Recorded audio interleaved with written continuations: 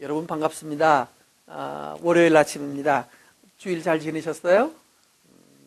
오늘 말씀은 8장 40절부터 56절에 나오는 혈루증 여인과 야이로의 딸 사건, 여기에서 내 믿음이 너를 구원하였다라고 예수님 말씀하신 이 믿음으로 말미암아 구원받는 것에 대하여서 말씀 나누겠습니다. 자, 오늘 먼저 말씀 보시면 40절에 보면 이 동네 사람들이 예수님을 기다리고 있다고 그러죠. 예수님을 기다리고 예수님을 환영하고 있어요. 믿음은 이런 거 아닐까요? 예수님을 기대하고 기다리고 또 오시면 환영하는 것.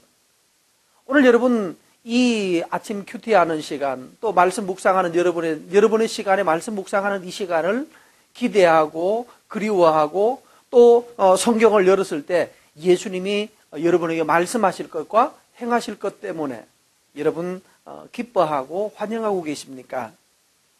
오늘 여러분 일광적으로 한번 환영해 보시죠. 와 하시면서 주님 환영합니다. 오늘도 주님 만나게 돼서 감사합니다 라고 환영하는 그런 삶이 되어야 되겠습니다.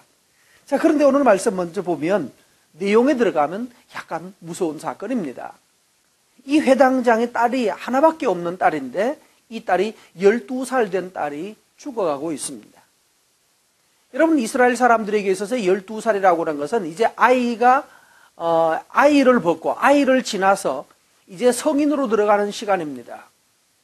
이제 아이가 커서 이제 여자가 되는 시간인데, 근데 문제는 이 아이는 여자가 되는 시간, 여자가 되어야 되는 그 시간에 이 아이는 서서히 죽어가고 있다는 말씀입니다. 그러니 아버지가 얼마나 절망스럽겠습니까? 그런데 이 아버지는 예수님에 대하여서 마음이 열려 있었습니다. 예수님이 오시면 우리 아이가 고칠 수 있다.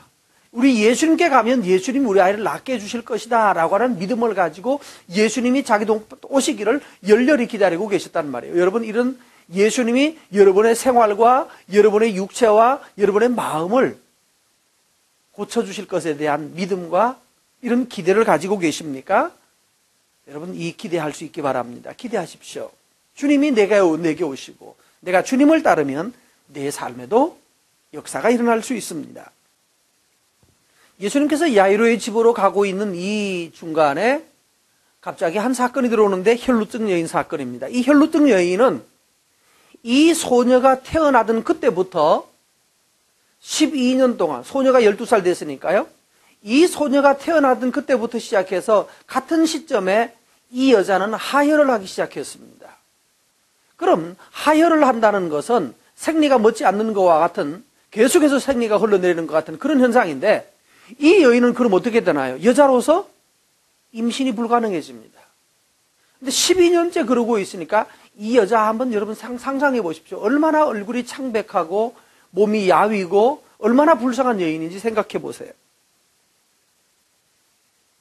아마 결혼했다면 결혼해서 이혼당하거나 버림받지 않았을까요?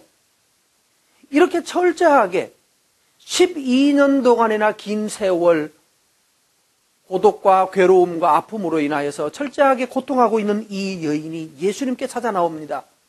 이 여인의 마음의 열망은 그거였어요. 내가 예수님께 가면 예수님은 나를 고치실 것이다. 예수님은 나를 온전케 하실 것이다 라고 하는 것을 믿고 예수님께 목숨 걸고 찾아간 거예요. 그런데 이 여인이 예수님께 뒤로 어떻게 가서 예수님 옷에다가 손을 댔어요. 터치했어요.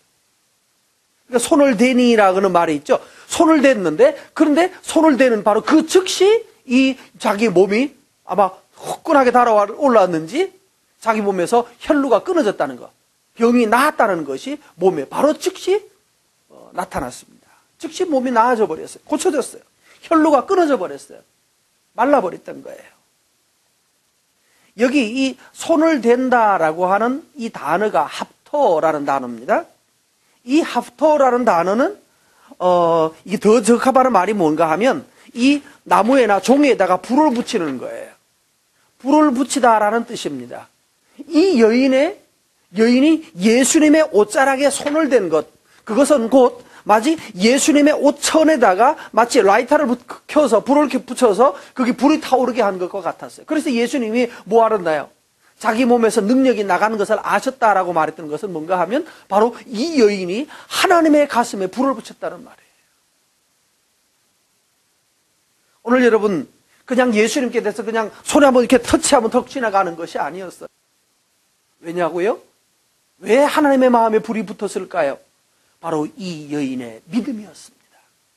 여러분, 이 여인이 주님을 만나기를 원하는 그 간절한 열망, 간절한 이 갈망이 하나님의 가슴에 불이 붙었던 거예요.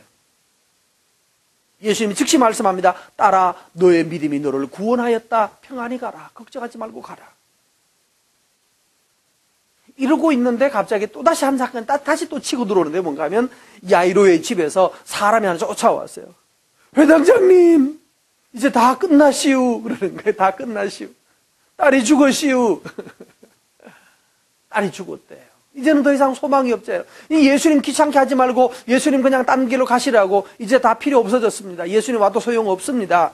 라고 말씀했습니다. 그때 예수님 뭐라고 말씀하시죠? 50절 말씀해 보면 두려워 말고 믿기만 하라. 그러면 믿음을 가진 참된 믿음이 있으면 너의 딸이 구원을 받을 것이다. 여러분, 믿음은 뭘까요? 하나님에 대한 신뢰예요. 하나님에 대한 신뢰를 가졌으면 그 믿음을 끝까지 포기하지 않기를 바랍니다. 그리고 예수님에게 붙어있기를 열망하고 예수님과 동행하기를 열망하고 예수님에게 손을 대는 일, 예수님과 손잡는 일, 그 일에 대한 뜨거운 열망을 포기하지 않기를 바랍니다.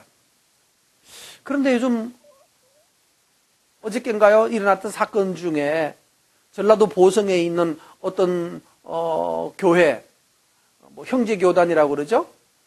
스스로 목사라든가 교회 제도를 부정하고 모든 제도를 부정하고 그냥 자기들이 스스로 성령의 감화가 있으면, 감동이 있으면 그 사람이 아무나 설교하고 아무나 가르치고 하는 그런 이단 중에 하나입니다만, 이런 형제교단에 있는 어떤 사람이 자기 아이 셋을 죽였다면서요.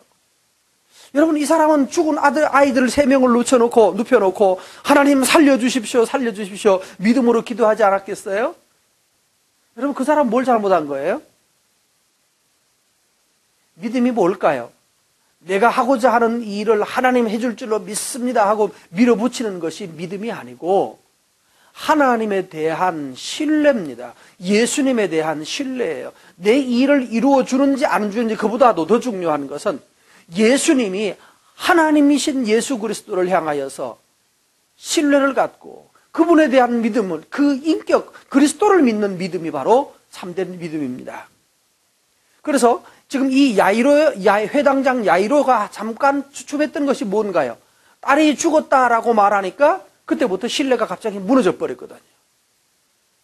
그럼 다 틀렸다라고 생각한 거예요. 가능성의 믿음을 가졌어요.